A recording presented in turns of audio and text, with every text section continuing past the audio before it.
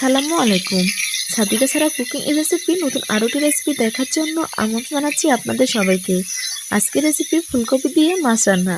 রেসিপিটা এমনভাবে দেখাবো যে আপনারা যে কোনো মাছ দিয়ে এটা ট্রাই করতে পারেন। যে কোনো মাছ, রুই কাতলা, মৃগেল, তেলাপিয়া যে কোনো মাছ দিয়ে ভীষণ মজার রান্নাটা করা যাবে।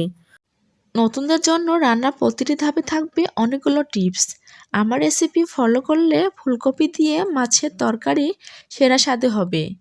কথা না বাড়িয়ে চলুন মজা রান্নাটা শুরু করি। ফুলকপি দিয়ে মাছ রান্নার জন্য এখানে 4 পিস পাঙ্গাস মাছ নিয়েছি। আমি পাঙ্গাস মাছ নিয়েছি। আপনারা কাতল, রুই, মৃগেল, তেলাপিয়া, কই সহ যে কোনো মাছ দিয়ে রান্নাটা করতে পারেন। তেল মশলা পরিমাণ রান্নার সব প্রসেস একই থাকবে। মাছ প্রথমে নুন হলুদ মরিচ দিয়ে মাখিয়ে নেব। নিচ্ছি চা চামচের হাফ চামচ নুন, নিচ্ছি চা চামচের হাফ চামচের মতো হলুদের গুঁড়া, নিচ্ছি চা চামচের হাফ চামচ লাল মরিচের গুঁড়া। এবার সবগুলো মশলা উপকরণ মাছের গায়ে ভালোভাবে মাখিয়ে নিতে হবে। আপনারা আবার অনেকে পাঙ্গাস মাছের কথা শুনে নাক ছিটকাতে পারেন। এভাবে রান্না করে খেয়ে দেখুন, খেতে কিন্তু অনেক বেশি ভালো লাগবে। আমার মাছগুলো মাখানো হয়ে গেছে। এবার মাছগুলো তেলে ভেজে নেব। ভেজে নেওয়ার জন্য চুলাতে একটা প্যান বসিয়ে দিয়েছি। আর প্যানটা গরম হয়ে গেছে, দিয়ে দিচ্ছি পরিমাণ মতো তেল। তেলটা গরম হয়ে গেছে। এবার এক এক করে মাছগুলো তেলের মধ্যে ছেড়ে দিচ্ছি। আমি 4 পিস মাছই একসঙ্গে ভেজে নেব। এই পর্যায়ে চুলার আঁচ মিডিয়ামে রেখে মাছগুলো ভেজে নিচ্ছি। মাছগুলো এক পাশে 2 থেকে 3 মিনিটের মতো ভেজে নেব। 2 থেকে 3 মিনিট মাছ ভাজা হলে মাছ উল্টিয়ে দিব। এবার আমি মাছগুলো উল্টিয়ে ভেজে নিচ্ছি। ঠিক এভাবে আমি মাছগুলো ভেজে নিব। এর বেশি মাছ ভাজবো না। আর মাছগুলো উল্টিয়ে পাল্টিয়েও ভাজবো না। অপর পাশেও 2 থেকে 3 মিনিট ভাজা হলে মাছগুলো আমি উঠিয়ে নেব। আমার 2 পাশে মাছ ভাজা হয়ে গেছে। এবার মাছ আমি উঠিয়ে নিচ্ছি। মাছ দিয়ে রান্না করার জন্য এখানে আমি ফুলকপি কেটে নিয়েছি। আমি ঠিক ফুলকপিগুলো এমন করে কেটে নিয়েছি। এবার ফুলকপিগুলো আমি তেলে ভেজে নিব। মাছ ভাজার যে অবশিষ্ট তেল রয়েছে সে তেলে ফুলকপিগুলো ভেজে নিতে হবে। ফুলকপি রান্না করলে একটা গন্ধ লাগে। এভাবে ফুলকপি ভেজে রান্না করলে কোনো গন্ধ লাগবে না। আর 2 থেকে 2.5 মিনিটের মতো ফুলকপিগুলো ভেজে নেব। সবগুলো ফুলকপি দিয়ে দিচ্ছি লবণ। চা চামচের হাফ চামচের মতো লবণ দিয়ে নাড়াচাড়া করে ফুলকপিগুলো ভেজে নিচ্ছি।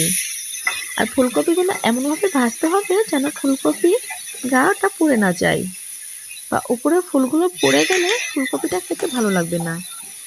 এবার আমি ফুলকপিগুলো তেল থেকে উঠিয়ে নিচ্ছি। একই তেলে দিয়ে দিচ্ছি আলু। এখানে আমি নতুন আলু নিয়েছি। আলুগুলো আমি তেলে ভেজে নেব। আর যতটুকু ফুলকপি নিয়েছি তার অর্ধেক নিয়েছি আলু। আলুগুলো তেলে নাড়াচাড়া করে ভেজে নিতে হবে। আলুগুলো এমনভাবে ভাজতে হবে যেন আলুর উপরে চামড়াগুলো পুড়ে না যায়। নাড়াচাড়া করে 1 থেকে 1.5 মিনিটের মতো আলুগুলো ভেজে নিলাম। আলুগুলো উঠিয়ে নিচ্ছি। আবারও কিছু তেল দিয়ে তার মধ্যে দিচ্ছি পেঁয়াজ কুচি। এখানে একটা পেঁয়াজ কুচি করে নিয়েছি। এবার নাড়াচাড়া করে পেঁয়াজগুলো ভেজে নেব। 1 মিনিটের মতো ভাজলে পেঁয়াজ কুচিগুলো নরম হয়ে যাবে। দিচ্ছি এবার বাটা মশলা। আদা আর জিরা পেস্ট দিলাম। নাড়া দিয়ে কয়েক সেকেন্ড ভেজে নিতে হবে। আদা জিরা কাঁচা গন্ধ যেন চলে যায়। দিচ্ছি এবার শুকনো মশলা। প্রথমে দিলাম চা চামচের 1 চামচ লাল মরিচের গুঁড়া, চা চামচের হাফ চামচ হলুদের গুঁড়া, চা চামচের হাফ চামচ ধনিয়া গুঁড়া। দিচ্ছি লবণ, চা চামচের হাফ চামচ, লবণটা স্বাদ মতো। নাড়াচাড়া করে মশলাটা কিছুক্ষণ ভেজে নিচ্ছি। এবার দিচ্ছি পানি। এখানে আমি অল্প পরিমাণে পানি দিচ্ছি মশলাটা কষানোর জন্য। নাড়াচাড়া করে মশলাটা পানির সঙ্গে মিশিয়ে নিতে হবে। এভাবে নাড়াচাড়া করে মশলাটা কিছুক্ষণ কষিয়ে নেব। মশলাটা ভালোভাবে কষিয়ে নিতে হবে। মশলা থেকে যেন কাঁচা গন্ধটা না লাগে। মশলা থেকে তেলটা উপরে উঠে আসছে, তার মানে মশলাটা ভালোভাবে কষানো হয়েছে। এবার কষানো মশলার মধ্যে দিয়ে দিচ্ছি ভেজে রাখা ফুলকপি আলু। ফুলকপি আলু একসঙ্গে মশলার মধ্যে দিয়ে আমি নাড়াচাড়া করে মিশিয়ে নেব। মশলার সঙ্গে নাড়াচাড়া করে কিছুক্ষণ ভেজে নেব। এভাবে নাড়াচাড়া করে মশলার সঙ্গে আলু আর ফুলকপিটা ভালোভাবে ভেজে নিতে হবে। এই পর্যায়ে ঢাকনা দিয়ে ঢেকে 3 থেকে 4 মিনিটের জন্য ফুলকপিগুলো রান্না করে নেব। 4 মিনিট পর ঢাকনাটা উঠিয়ে ফুলকপিগুলো নাড়াচাড়া করে মিশিয়ে নিতে হবে। আর এই পর্যায়ে ফুলকপিগুলো আর কষানো যাবে না।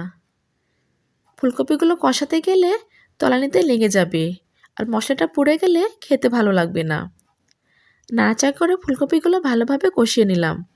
দিচ্ছি পানি, যে যতটুকু ঝোল রাখতে চান সে অনুযায়ী পানি দিবেন। পানি দিয়ে নাড়াচাড়া করে মিশিয়ে নিলাম। নাড়াচাড়া করে মিশিয়ে নিয়ে এবার ঢাকনা দিয়ে ঢেকে রান্না করব 6 থেকে 7 মিনিটের জন্য। এই পর্যায়ে চুলার আঁচ মিডিয়াম থেকে একটু বাড়িয়ে রান্নাটা করছি। 6 থেকে 7 মিনিট পর ঢাকনাটা উঠিয়ে নিলাম। এবার ফুলকপিগুলো নাড়াচাড়া করে মিশিয়ে নিতে হবে। ফুলকপিগুলো প্রায় সিদ্ধ হয়ে গেছে। নাড়া দিয়ে ভালোভাবে মিশিয়ে নিলাম। এবার দিচ্ছি ভেজে রাখা মাছ।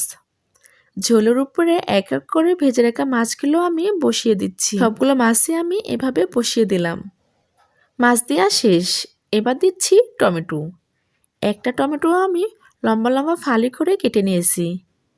এবার টমেটোগুলো আমি উপর দিয়ে সুন্দরভাবে সাজিয়ে বসিয়ে দিচ্ছি। টমেটোটা অপশনাল, আপনাদের বাসায় না থাকলে আপনারা দিবেন না। সবগুলো টমেটো আমি সুন্দরভাবে সাজিয়ে নিলাম। দিচ্ছি কাঁচামরিচ। 4-5টা কাঁচামরিচ মাঝখান দিয়ে কেটে আমি তরকারির উপরে দিয়ে দিচ্ছি। এবার ঢাকনা দিয়ে ঢেকে রান্না করব আরও 4 থেকে 5 মিনিটের জন্য। এই পর্যায়ে চুলার আঁচ মিডিয়াম থেকে কমিয়ে রান্না করতে হবে। 4 থেকে 5 মিনিট পর ঢাকনা উঠিয়ে মাছটাকে এবার উল্টে দিতে হবে। সবগুলো মাছ উল্টিয়ে অপর পাশেও এভাবে রান্না নিতে হবে। 1 থেকে 1.5 মিনিট এভাবে আমি মাছ রান্না করব। তরকারির ঝোলটা অনেকটাই কমে গেছে। এর বেশি কমালে তরকারিটা খেতে ভালো লাগবে না। আমি ঠিক এভাবেই রাখবো। দেখে বুঝতে পাচ্ছেন তরকারিটা কতটা লোভনীয় হয়েছে। খেতে কিন্তু অনেক সুস্বাদু আর অনেক মজার হয়। যারা পাঙ্গাস মাছ খেতে পছন্দ করেন না তারা এভাবে রান্না করে খেয়ে দেখবেন, আপনাদের খেতে অনেক বেশি ভালো লাগবে। সব শেষে দিয়ে দিচ্ছি জিরা গুঁড়া। এখানে আমি 4 চামচের 1 চামচ জিরা গুঁড়া দিলাম। নাড়া দিয়ে ভালোভাবে মিশিয়ে নিলাম। শীতের সবজি দিয়ে এভাবে মাছ রান্না করলে খেতে অনেক বেশি ভালো লাগে। আর ফুলকপি আমাদের অনেকেরই পছন্দের একটা সবজি। ফুলকপি দিয়ে আপনারা যে কোনো মাছ এভাবে রান্না করে খেতে পারেন। সবাই ভালো থাকবেন, সুস্থ থাকবেন। সবার সুস্বাস্থ্য কামনা করে আজকের মতো বিদায় নিচ্ছি। আল্লাহ হাফেজ।